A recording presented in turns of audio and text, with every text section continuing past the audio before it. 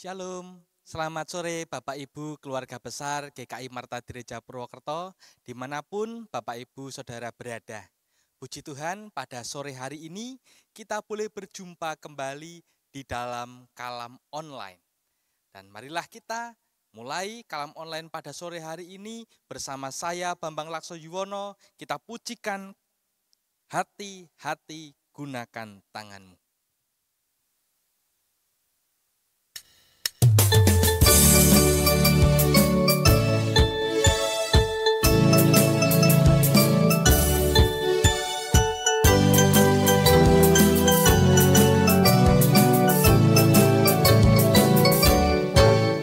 Hati-hati gunakan tanganmu, hati-hati gunakan tanganmu, karena Bapa di surga selalu lihat ke bawah.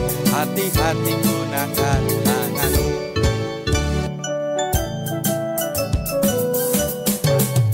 Hati-hati gunakan kakimu, hati-hati gunakan kakimu, karena Bapa di sorga selalu lihat ke bawah. Hati-hati gunakan kakimu.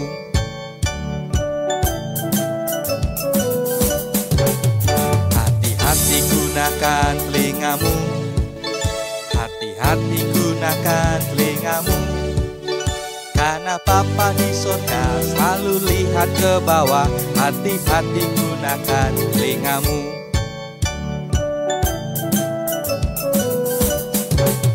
Hati-hati gunakan matamu, hati-hati gunakan matamu, karena Bapa di sorga selalu lihat ke bawah.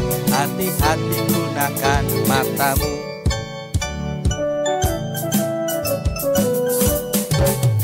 Hati-hati gunakan lidahmu, hati-hati gunakan lidahmu, karena Bapa di surga selalu lihat ke bawah. Hati-hati gunakan lidahmu.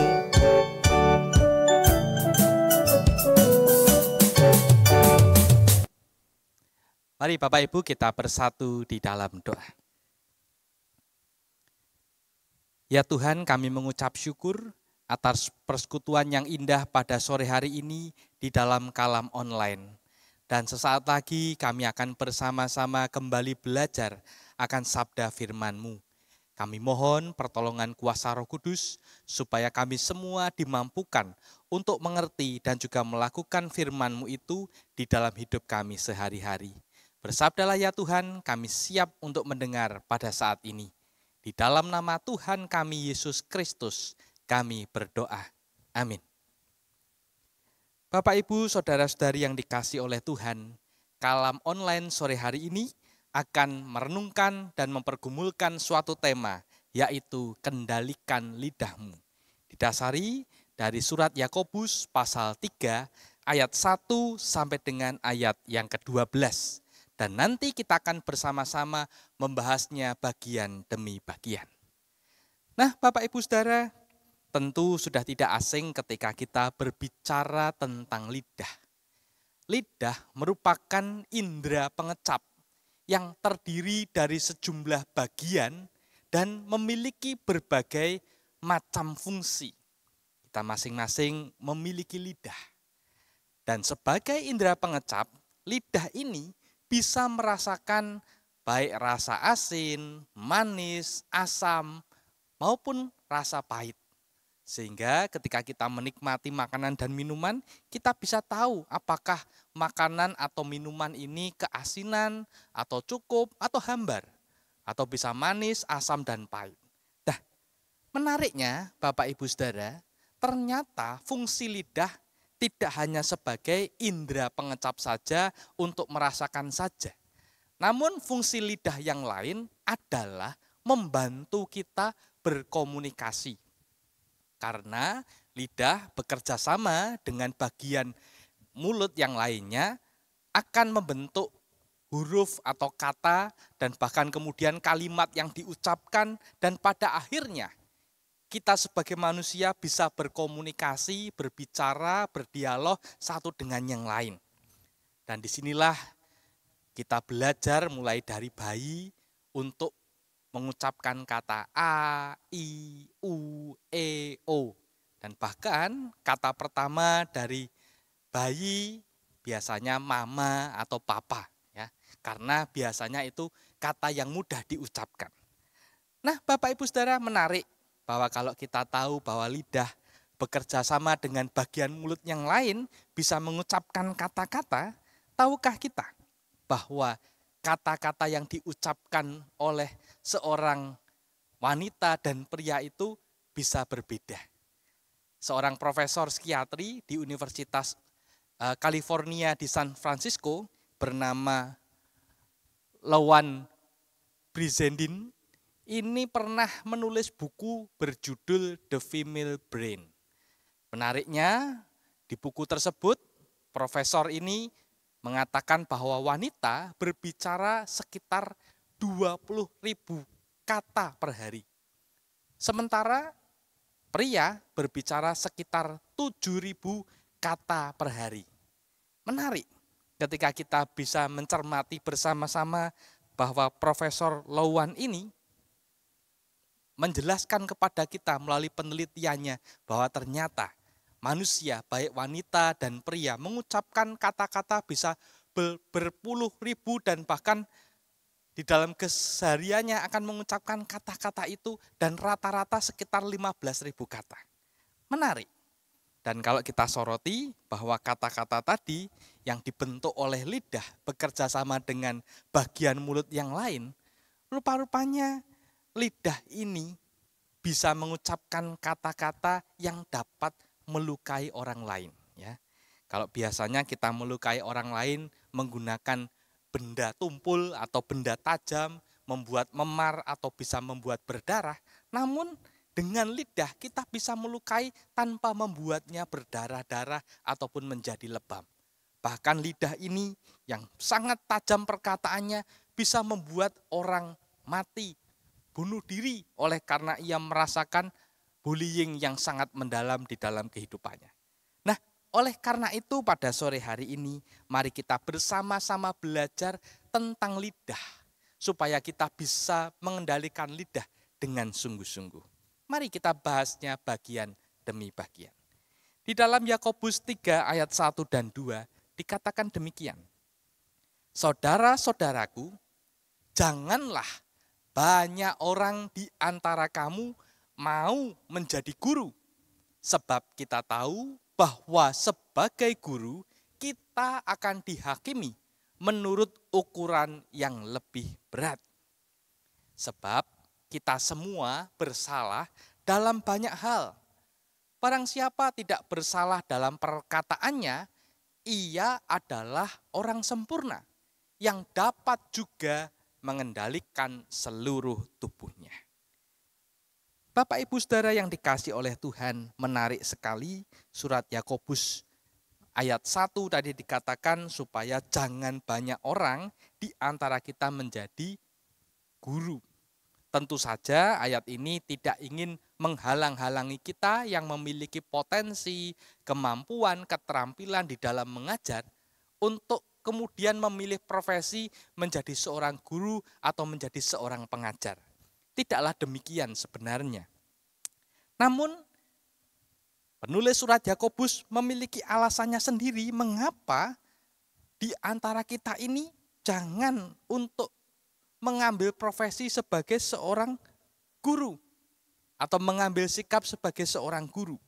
Rupa-rupanya ada dua alasan ketika kita membaca ayat yang pertama ini, kita tahu bahwa jangan menjadi guru atau bisa kita sebut menjadi tuan karena ia punya kemampuan di dalam mengajar dan mungkin lebih pintar dibanding yang lainnya. Alasan yang pertama adalah kita akan dihakimi menurut ukuran yang lebih berat. Biasanya sebagai seorang guru, sebagai seorang tuan, sebagai seorang yang dihormati, biasanya kita akan menghakimi orang yang ada di bawah kita. Dengan pengetahuan kita, kita memberikan kritik-kritik yang sangat tajam kepada orang-orang yang ada di bawah kita. Kita merasa lebih tinggi dibanding mereka. sehingga mereka harus menghormati kita.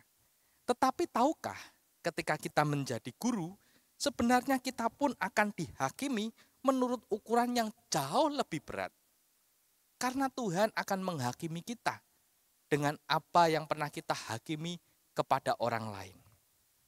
Dan alasan yang kedua, kita semua bersalah dalam banyak hal. Karena kita ini adalah orang berdosa. Sehingga ketika kita menjadi guru, pastilah kita melakukan banyak sekali kesalahan dan pelanggaran. Nah, untuk itu Bapak Ibu Saudara, tentunya ketika kita bersalah dalam banyak hal, maka orang bisa mengatakan bahwa kamu bisa ngomong seperti itu, tetapi tidak bisa menjalani dengan apa yang kamu ucapkan. Jadi perkataan dengan perbuatan bisa saja berbeda.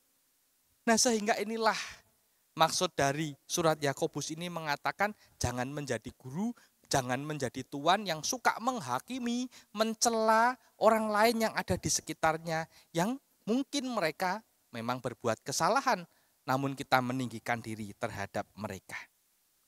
Lalu bagaimana bagian selanjutnya? Yakobus 3 ayat 3 dan 4 mengatakan demikian. Kita mengenakan kekang pada mulut kuda, sehingga ia menuruti kehendak kita.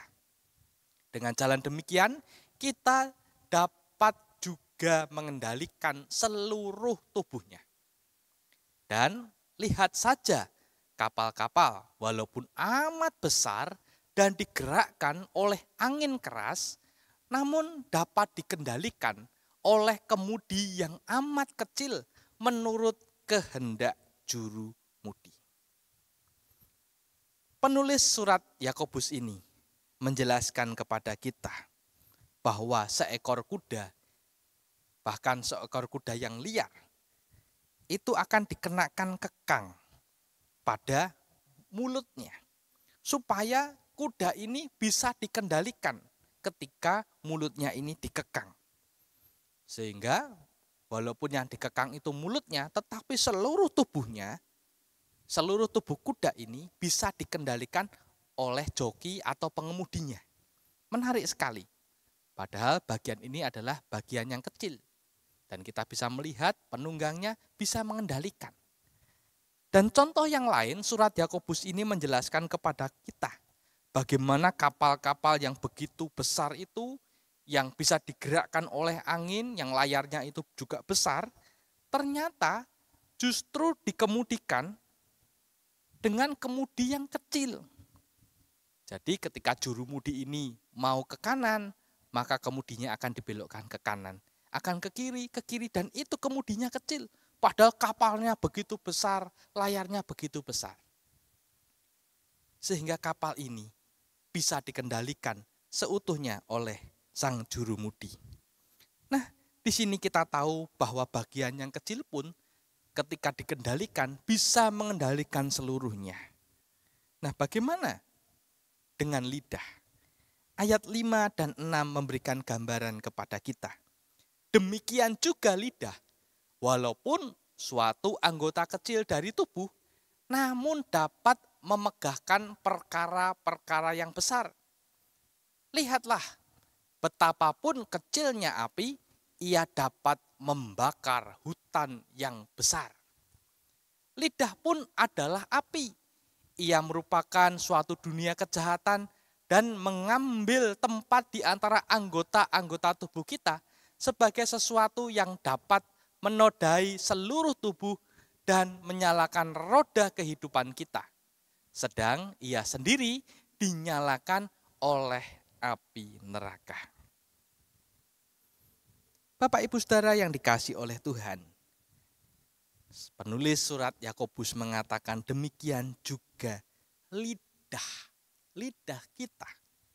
Walaupun kecil bentuknya dibandingkan kepala, tangan, dan kaki, dibandingkan dengan anggota tubuh yang lain, ternyata bisa memegahkan perkara-perkara yang besar. Dibandingkan dengan api, ternyata api yang kecil bisa membakar. Demikian juga lidah yang kecil ini bisa saja memegahkan perkara-perkara yang besar. Api yang kecil itu bisa membakar seluruh hutan. Dan lidah ini adalah api. Ada persamaan di sana. Ia merupakan suatu dunia kejahatan dan mengambil tempat di antara anggota-anggota tubuh kita sebagai sesuatu yang dapat menodai seluruh tubuh dan menyalakan roda kehidupan kita, sedang ia sendiri dinyalakan oleh api neraka.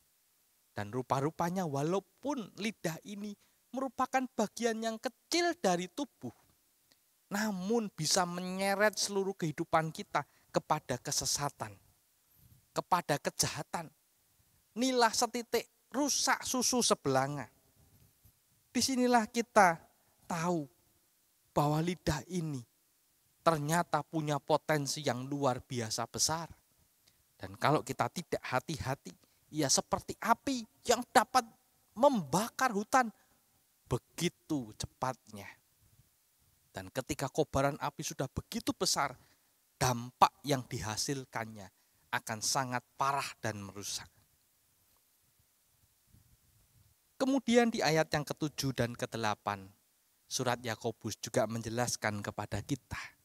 Dikatakan semua jenis binatang liar, burung-burung, serta binatang-binatang menjalar, dan binatang-binatang laut dapat dijinakkan dan telah dijinakkan oleh sifat manusia. Tetapi tidak seorang pun yang berkuasa menjinakkan lidah. Ia adalah sesuatu yang buas, yang tak terkuasai dan penuh racun yang mematikan. Memang betul Bapak Ibu Saudara bahwa binatang liar, burung-burung serta binatang menjalar dan binatang di laut dapat dijinakkan oleh kita manusia. Lihatlah media sosial seringkali menggambarkan bagaimana persahabatan antara seorang manusia dengan seekor singa atau seekor macan atau seekor beruang. Bahkan mereka adalah hewan yang buas. Bahkan seekor ular kobra pun bisa dipelihara. Bukankah hal ini menunjukkan bahwa mereka bisa dijinakkan oleh manusia dan telah dijinakkan oleh sifat manusia?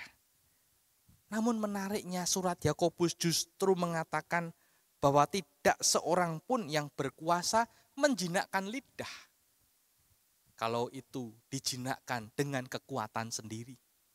Tentunya kita perlu pertolongan dari Tuhan supaya kita mampu untuk mengendalikannya. Karena kalau tidak, lidah ini seperti kuda liar.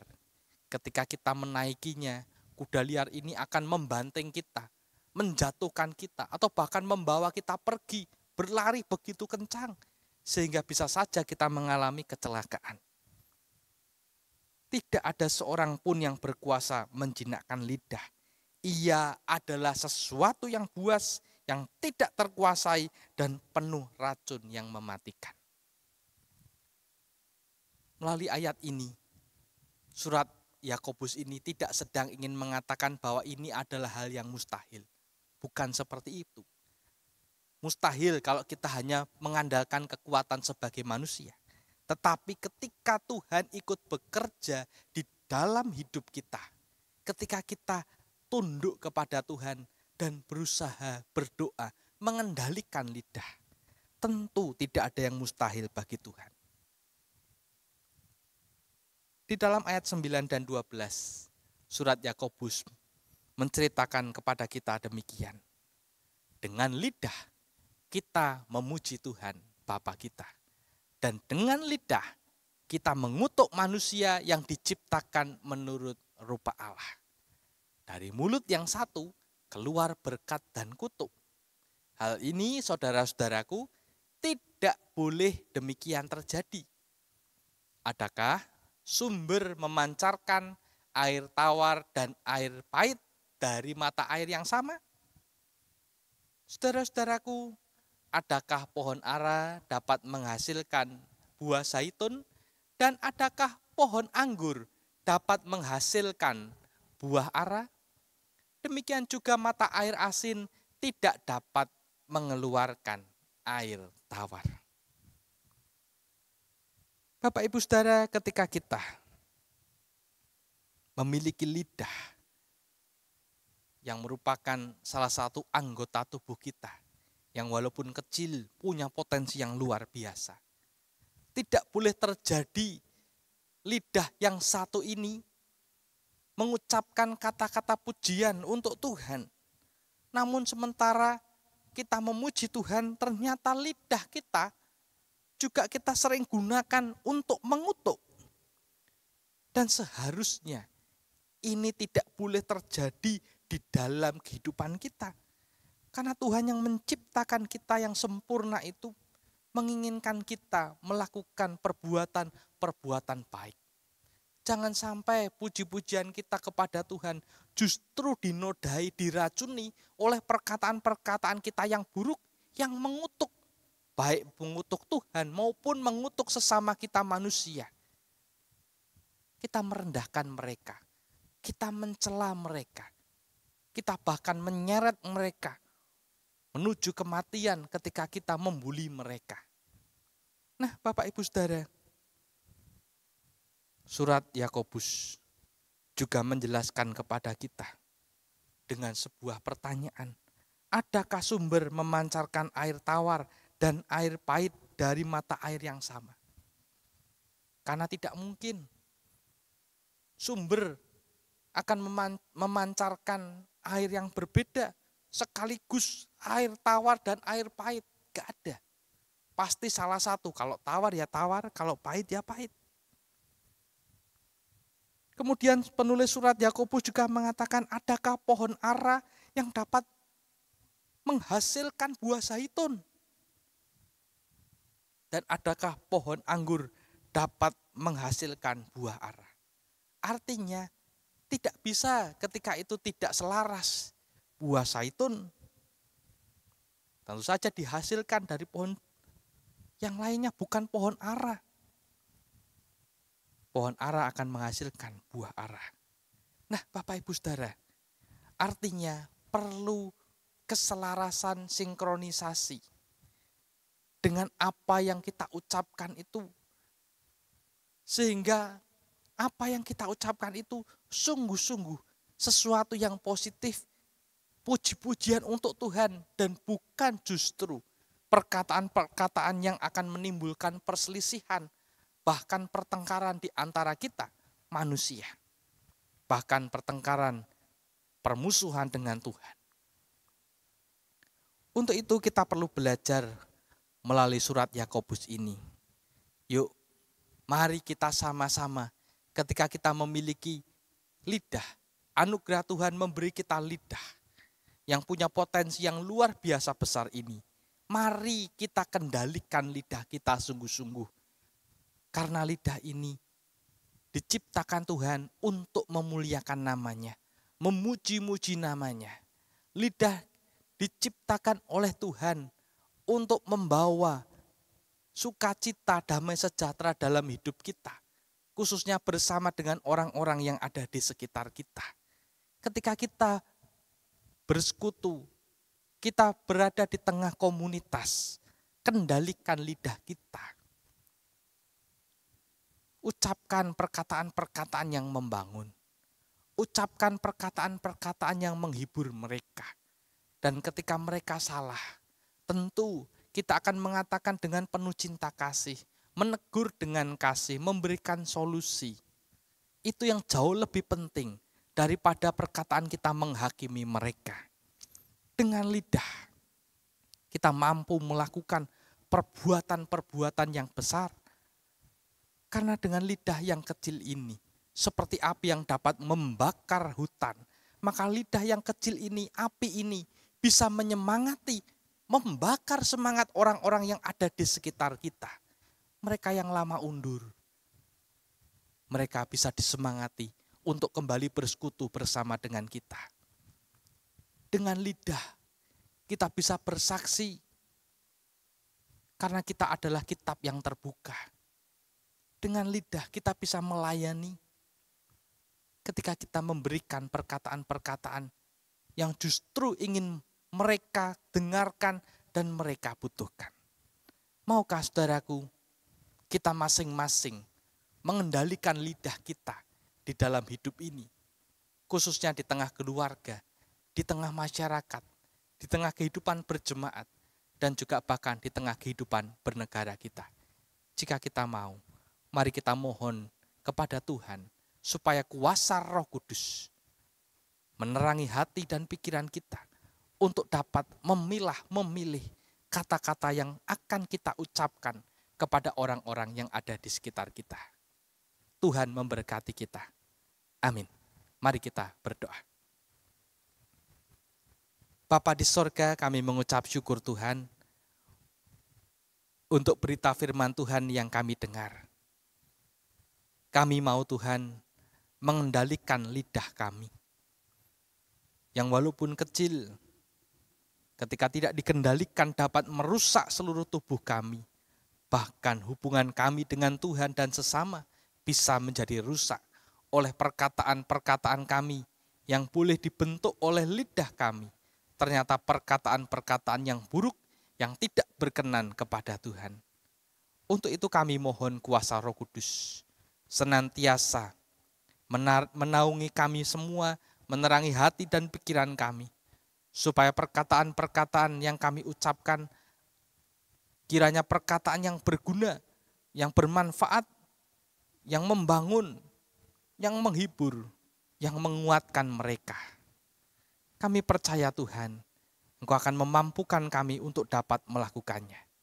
Dan pada saat ini kami berdoa ya Tuhan, untuk peserta kalam online pada sore hari ini, yang bersekutu bersama, mendengarkan firman Tuhan bersama, sehingga kami semua, Tuhan senantiasa berkati untuk terus memiliki kehidupan yang sehat, memiliki perkataan-perkataan yang baik dalam hidup kami, sehingga tubuh kami dapat kami kendalikan. Terima kasih Tuhan untuk kesempatan yang indah pada sore hari ini. Di dalam nama Tuhan kami Yesus Kristus, kami berdoa. Amin. Bapak Ibu Saudara,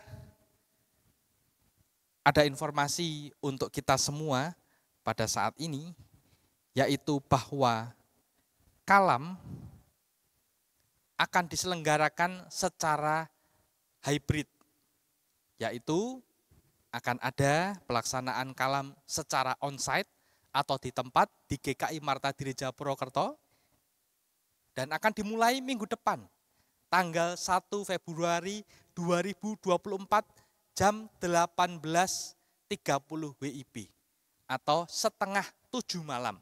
Jadi karena jamnya setengah 7 malam, kami menghimbau bagi Bapak Ibu Saudara yang mau mengikuti kalam onsite, dipersilakan untuk makan malam terlebih dahulu, baru kemudian datang ke gereja dan mengikuti kalam di tempat atau di GKI Marta Dirija.